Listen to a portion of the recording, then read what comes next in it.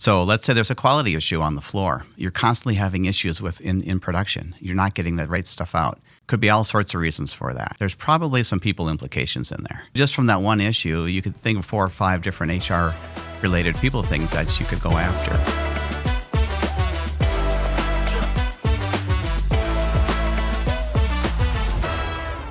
You're listening to the How Manufacturers Improve podcast, hosted by me, Kirby Sneen with the Manufacturers Alliance. If you've ever wondered how some manufacturing leaders have become so successful, then you're in the right place.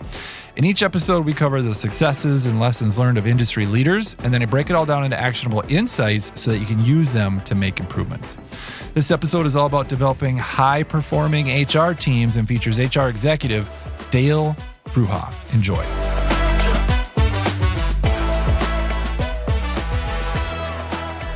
Dale, it's an absolute honor to have you on the podcast today. Thanks for making the time. Thank you. It's great to be here, Kirby. We haven't known each other that long, but I mean, honestly, I felt like it's just immediate connection. I just really respected your background, all the work that you've done, and really excited for you and all the work that you're going to do.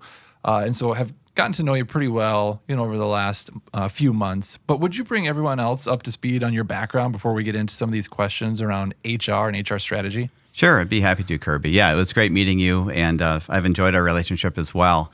So my background spans over 25 years in HR, and about 14 years or so of that has been specifically in manufacturing. I've also worked in healthcare, and my background includes small, medium, and large organizations, and also for-profit, nonprofit, private, and publicly traded organizations. So I've got a broad background that way. But I love manufacturing. I think it's just a great industry for me, and I really enjoy it. And what I've done is I'm known as a builder, and I love to help build people capabilities and culture in organizations. I'm also known as a problem solver, looking at the business and saying what problems do we want to solve to help the business grow and succeed. So that's really what I'm here for, and what I love to do in HR. So as we talk about today's topic, developing HR teams, and not just any team, high-performing teams, one of the first things I thought about is how you could pay more attention to specific things as a leader when shaping their team. And I know that you have some strategy around that. So would you be willing to share your thought process there first? Sure, absolutely. So I break this down in a couple ways. This is hopefully it's not too long of an answer here for you. But I really, first of all, think about the business first, and then think about the HR leader themselves, and then about their team. So I love to lead with the business. I think of myself, I'm a business leader who happens to work in HR. I love when HR people think and act that way. So think about it. You're thinking about your HR team, what do I need? Do you go into your silo, or do you think about, no, what does the business need? Mm-hmm. What are the strategies out there? What are the challenges facing us that we want to try to overcome? So that would be the first thing that I would do. Mm-hmm. For example, if I could maybe give one. So let's say there's a quality issue on the floor. You're constantly having issues with in production. You're not getting the right stuff out. Could be all sorts of reasons for that. Yep. There's probably some people implications in there. Some scraps, some rework, you name it. Exactly. So maybe the training isn't up to speed. Maybe we're not hiring the right people. Are we onboarding them well? Mm-hmm. How's our performance management system? Do we talk about quality? And how do we recognize and reward people that are doing a great job in that space? Mm-hmm. So just from that one issue, you could think of 4 or 5 different HR-related people things that you could go after. And you could do that with turnover and lots of other things as well. So step 1, business. What's the business need? Where's the business headed? And what's it going to need as it progresses along? Exactly. And that'll help ground then the HR team. So we're really aligned. If we truly want to be business partners, we need to really understand what the business is. And that'll really help our team focus in the right areas. Nice. What are some of the other key things to be thinking about as it relates to kind of shaping the team? Yeah, exactly. So then I go to the individual, the HR leader. Okay, they're in the role. And I don't know about most organizations, but wherever I've worked, you've got to roll up your sleeves even as a leader and do some of the work yourself. There's always times to do that. So think about, what am I good at? What do I like doing? And what's the business need for myself? Mm-hmm. An example, I was recently working on a project, and we needed to build out a comm structure. I looked around. Nobody else knew how to do it. I did it. I immediately shared it with my team and taught them how to do it. So for future, they'll be able to do that work. Yep. So that's an example of, what do I want to do? How do I fit in? Mm-hmm. So think about yourself a little bit that way. Obviously, you're going to work on the strategic pieces as well and work with your leaders and your owners there. Mm-hmm. And then I would shift into the HR team itself and really map out what is the work that's in front of us. And I know we'll probably get into more details here down the road, but I'm a big fan of hiring HR generalists. And what I mean by generalist is somebody that can do multiple things well, and they love the variety that brings. Why do I say that? Well, organizations are going to change and shift. They're going to hopefully grow. They're going to shift in some way. And so having people that are agile enough to be able to meet the needs is going to be really important. Mm-hmm. But one of the things I really like to use is a tool called RACI. And I think maybe some of your listeners are familiar with RACI. Sure. Yeah. Good. Well, let me define it quickly just in case. So the R is for responsible, A is for accountable, C consulted, and I informed. So responsible means the buck stops here, I own this process. Accountable is who's going to do the work. Consulted is who needs to be asked about it and get their input. And then informed is who do we need to tell. And I really find this framework really useful for HR. If you think about a matrix, RACI across the top, and on your left-hand side, you've got all these HR tasks written down. You can begin to then map out a little bit, well, who's going to do what? Mm-hmm. And the goal is to empower your team and to figure out who's going to do the work, how's it going to flow. And the consultant inform is really key too, because one of the things HR needs to do a good job on is communicating and collaborating with the organization, not just within ourselves. If you want to take it to the next level, you can heat map this thing and say, well, what are we good at? What's green? Okay, leave that alone. Yellow, it's working, could be better. Mm-hmm. Maybe we'll look at it, maybe we won't. And what's red? What do we need to focus on? So when I think about the organization, I want to make sure that we got people plugged into what do they love to do, what are they good at? Again, what does a business need? How do we bring that together? And RACI can be a nice tool to help make that happen. You know, as you are talking about this tool, it makes me think of other tools to just be as effective as you possibly can be at this kind of higher level. Makes me want to ask you about AI, because I know you've got some insights there. Sure. But before we get to kind of the AI question, I wanted to ask you about what small manufacturers could do to prioritize some of these different roles, because they're looking to grow too. They may not have a ton of resources. So what HR roles do you think a small manufacturing company should prioritize for their, HR team? Right. Well, let's face it. We've got to get the basics and the essentials done first. So that's going to be payroll. We got to hire. We got to pay people.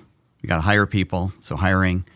You're going to have some kind of HR system, even if it's basic. Someone needs to be able to operate that. Mm-hmm.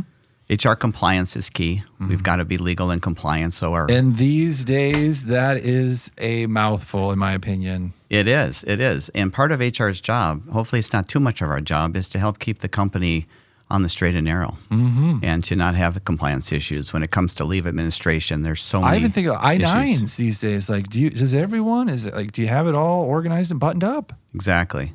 So getting those basics done is absolutely table stakes for HR. And in a small business, mm-hmm. that's where you're going to start. You're going to start with those basic things.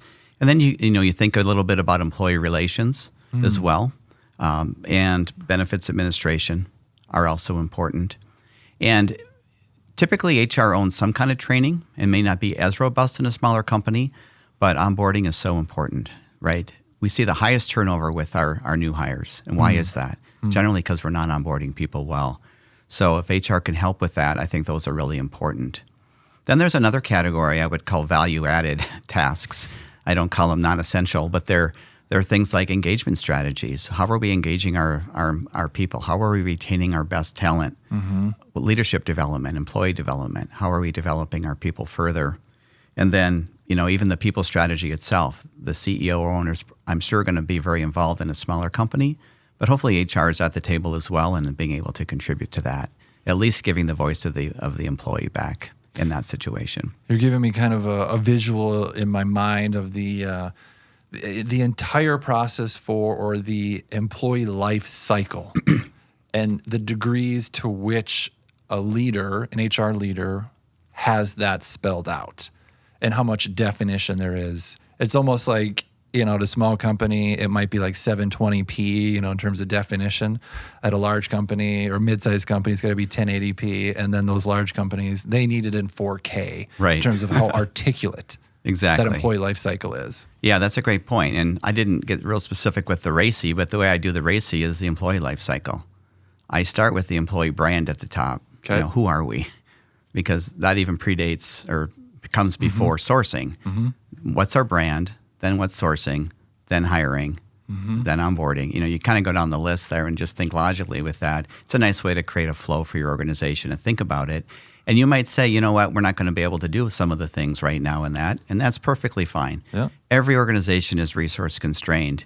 And I wanted to mention too, with that in mind, there's really a build, buy, or borrow strategy when it comes to your HR resources. Good and point. so if you think about a small business and, SHRM is telling us, I looked it up, I had to look it up, but the average ratio is 1.7 HR people per 100 employees, ranging from 1.5 to 4.5. I was going to say it's gone up a little bit since I looked last. I remember the old 1 to 100 back in the day, so it's up a little bit. So I think people are realizing the value of HR. It's good. But that's why I go back to that generalist model because, let's face it, you're going to have to wear a lot of hats. You're not just going to throw bodies at it. So we talk about build, buy, and borrow. Well, the build is, can I develop the capabilities with the resources I have? Buy is, do I need to go buy, hire somebody? That's probably the last resort. We don't want to add costs where we don't have to. And borrow is interesting too. Do we want to outsource some of this work? Do we want to bring in a consultant to help create a comp structure? And then we can maintain it from there. We don't always have to add headcount when we're looking at some of these needs that we have. We can think more strategically about that. So just building on that then, some of those perspectives were like a smaller company. How do we prioritize the HR generalist position? I hear loud and clear, right. Got to wear multiple hats, and you spelled that out. As the company grows then, what's a little bit better structure? Are there any other key points that you want to add to this for that HR team within a slightly larger company? Maybe you've got 1,000 or 2,000 employees. Excellent. That's a great question. Yeah, and everybody wants to get there and continue to grow. So that's why I love the generalist model because you can flex that, right? So this is where I would introduce, first of all, starting with the head of HR. If you got a larger organization, and HR should really report to the CEO or the owner of the organization. If people is 40 to 80% of your costs, you say it's your most important asset. If they don't report into the CEO, it probably sends a message there. So I would advocate for that. Okay. Maybe there's exceptions with different organizations. I get that, but generally that makes sense. From there, I want to start at the beginning. It's like, how do we get more efficient? Got 1,000 or 2,000 employees in 6 locations. We spend all this time answering questions and things like that. So how do we create a better structure that's more efficient? So I think of it in tiers. Tier 0, how do I create a self-service culture where people can go find the information themselves? So creating a searchable database. You can get into AI. It's a little AI answer. You can do a chat bot. That's a little sophisticated, but I'm a little basic than that. I just put everything out on a shared drive and say, you can go look it up here and point to people where they can look up. Tell me about my policy again on PTO or some of those basic questions. Yep. Yeah. Even I was looking at Microsoft Teams because we use Microsoft Teams. Sure. And they have AI chatbots and some customer service like bolt-ons. And I just started to think, how could we be using this internally or externally for the first time? Yeah, I mean, they're certainly available. They're pretty common. People are getting more used to them too.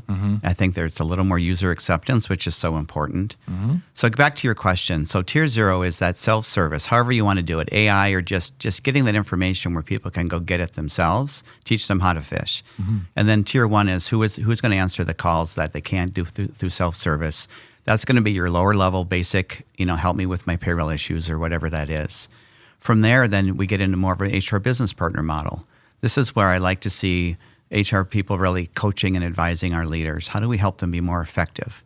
It's really not up to HR at the end of the day to retain our team. It's to really enable their leaders to be really effective. Yeah. And so I love the HR business partner model to be a little bit more strategic that way and willing to jump in and help wherever needed there for sure. And as you get larger, an HR business partner may have a specialty. Maybe one of them owns compensation or benefits. And as you get even bigger, you may have a dedicated comp and benefits person or a dedicated training person. So you get more and more specialized as you scale the organization.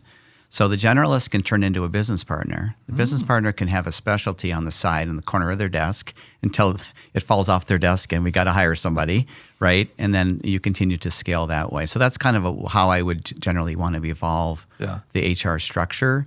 And you can't do it overnight, but really building that. And it comes back to those career conversations with your team, right?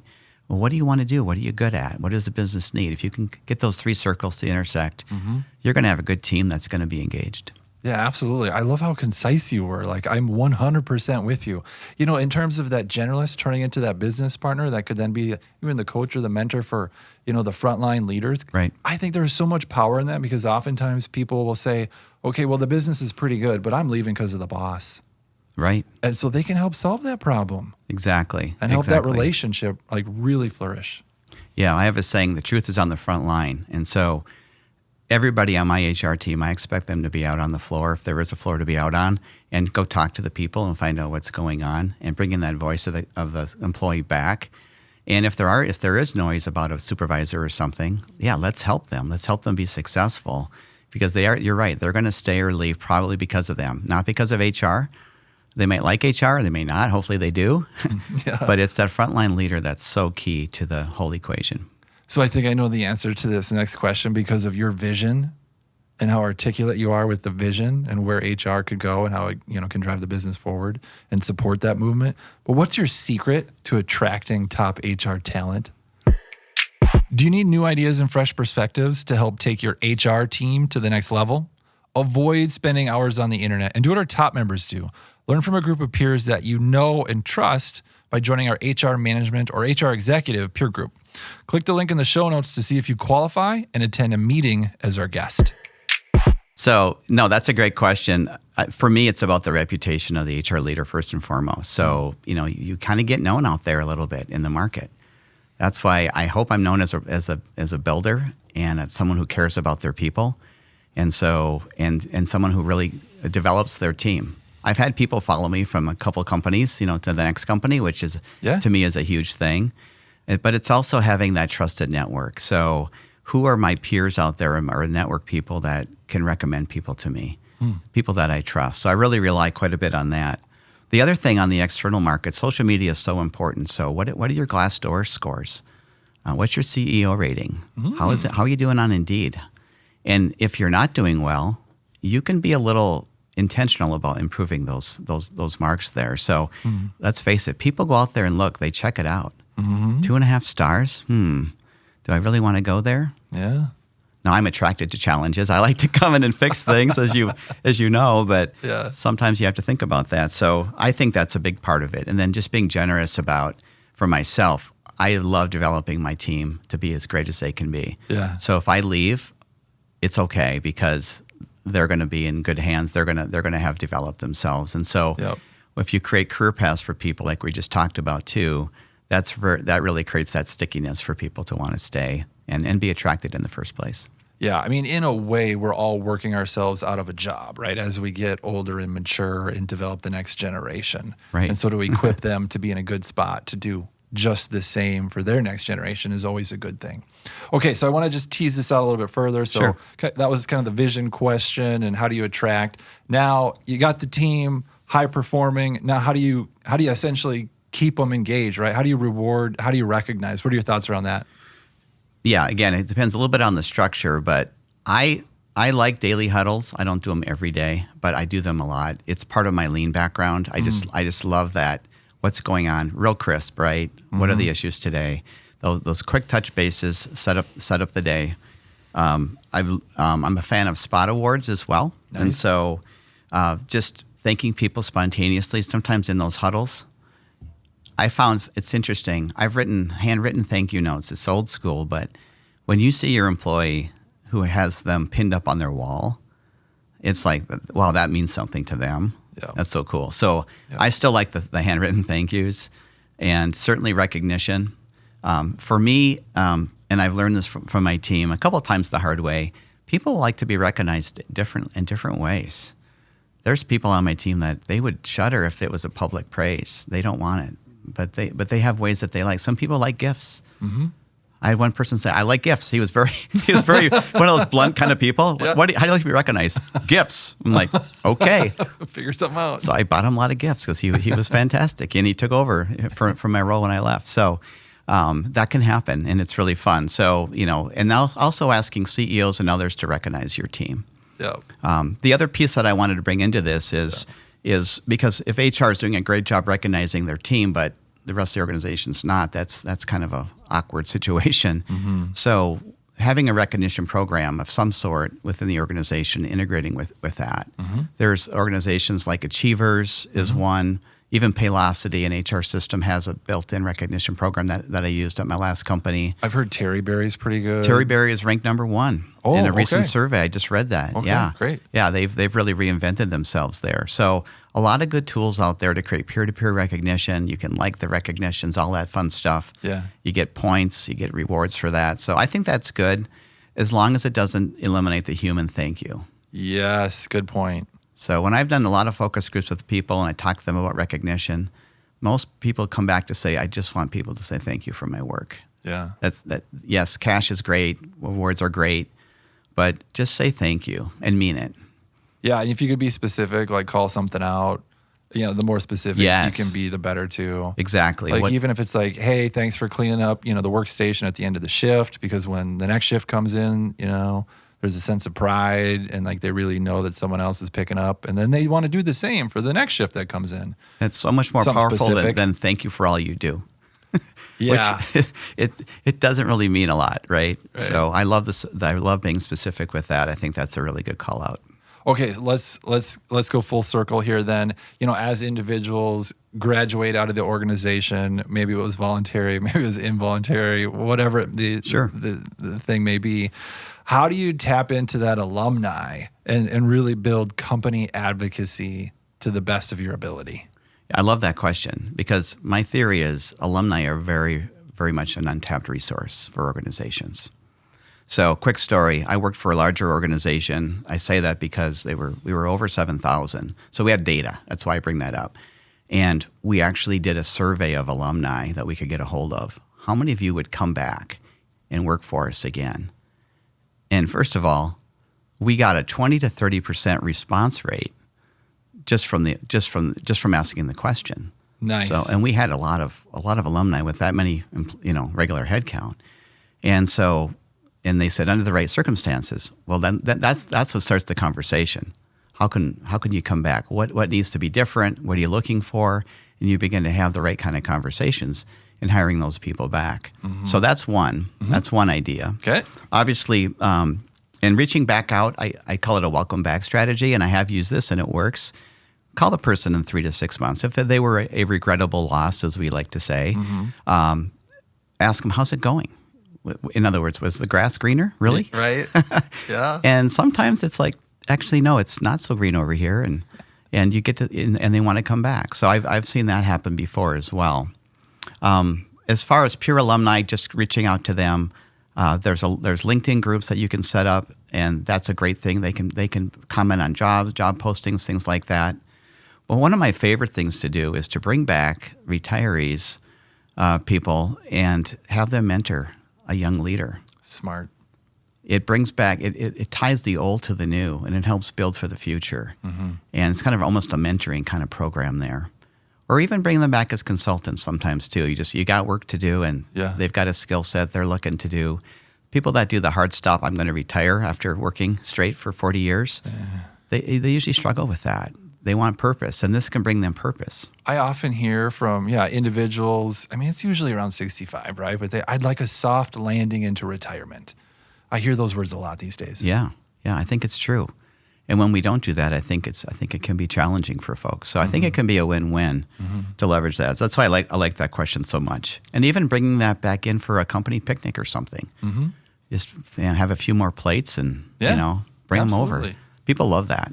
Absolutely. Stay connected, or reconnect with individuals that maybe you worked with 5-10 years ago, whatever it may be. Exactly. And if you're big enough, you could even have a retiree club. Nice. Yeah. I've seen that before in my past organization, and it was great. The retirees would come in and they would meet right on campus. Nice. I love all these practical ideas. There's a nice punch list there for everybody listening to this. Thank you. Thank you for those. Let's circle back to AI. How have you seen AI impact HR? Well, I think it's impacted a lot of ways. Initially, there was maybe some fear. Am I going to lose my job and all of that? I'm not hearing that at all. What I'm hearing is, what can AI do to help me spend more time on higher value work? So where I've actively used AI, I'm going to give you kind of a basic list, and I'm going to maybe give you a few things that are a little more sophisticated. The things that people should use today: use AI to write your job descriptions. It's so amazing. And do you have company values? Tell AI to integrate the values into your job description, and do the same for your job postings. And you will be amazed at how it flows. And you're able to, if we really believe in integrity and customer service and all of these values, right, put them right in there. So it'll actually do that for you. I have a little mixed feeling about resume candidate screenings using AI.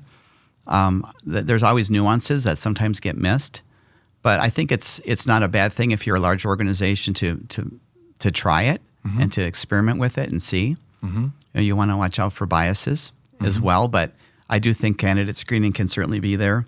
And when you think about more sophisticated things, though, so those are kind of the basics. When you think about more sophisticated things, AI can actually predict if somebody's likely to leave. And flight risk. Yeah, it can be interesting. It's a little strange, a little Big Brother, but it's for HR to see, like, so and so might be at risk to leave, and here's why. And they talk about the performance rating and the pay and equity with others, and you look at some other factors there. And it's an interesting tool that way to think about. You got me thinking.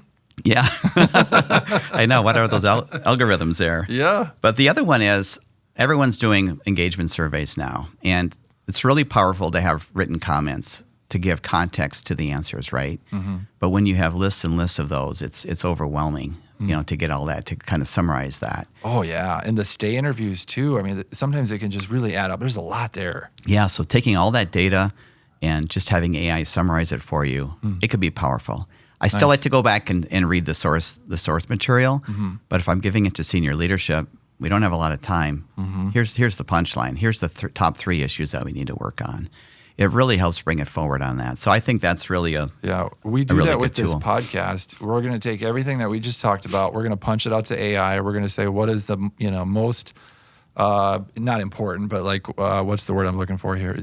Something that'll generate just a lot of buzz, right? Okay. And AI is going to spit out a few sentences that you just said, right? And we're going to lead with that in this podcast. Okay. I hope it works out well. That's awesome. A couple more for the list if I could. So behaviorally based interview questions. So when you're interviewing people, we talk a lot about behaviorally based questions.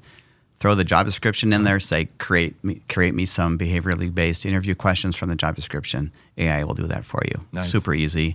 It's clean, it's consistent. We talked a little bit about chatbots previously. Again, I think those can be used for various things.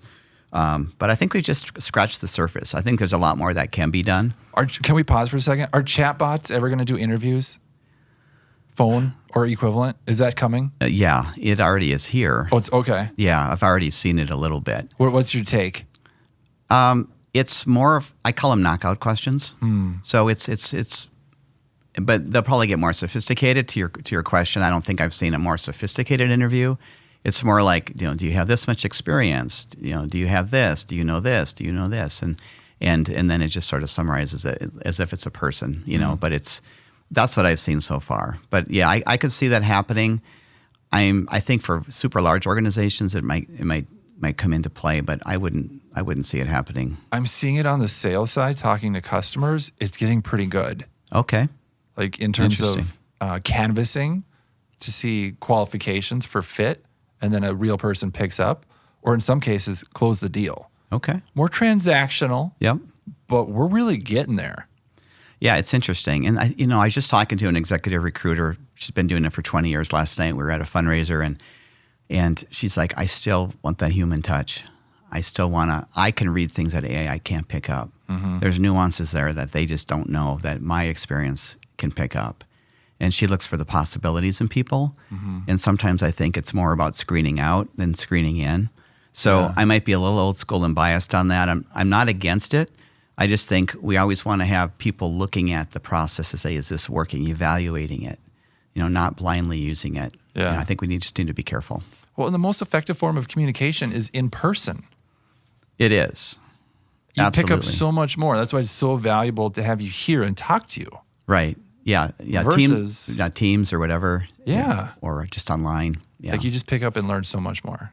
That's very true. Okay. Well, Any other final thoughts on AI? Well, I was just going to say, embrace it, at least the basic things, and use that time to free your HR team up to be even better partners for the business. Yeah. And use that time wisely for that. That's where I think being out on the floor, a bot's not going to do that. Engaging with supervisors, right? Hearing the tone of the voice, not just the words, which AI maybe will learn more of that, but we're able to pick up a lot more. So just use it for good, but keep an eye on it. Make sure you have good judgment with it and good ethics as you go. Thank you, Dale. Absolute honor to have you on to talk about not just any HR team, but developing HR teams that are high performing. Thank you.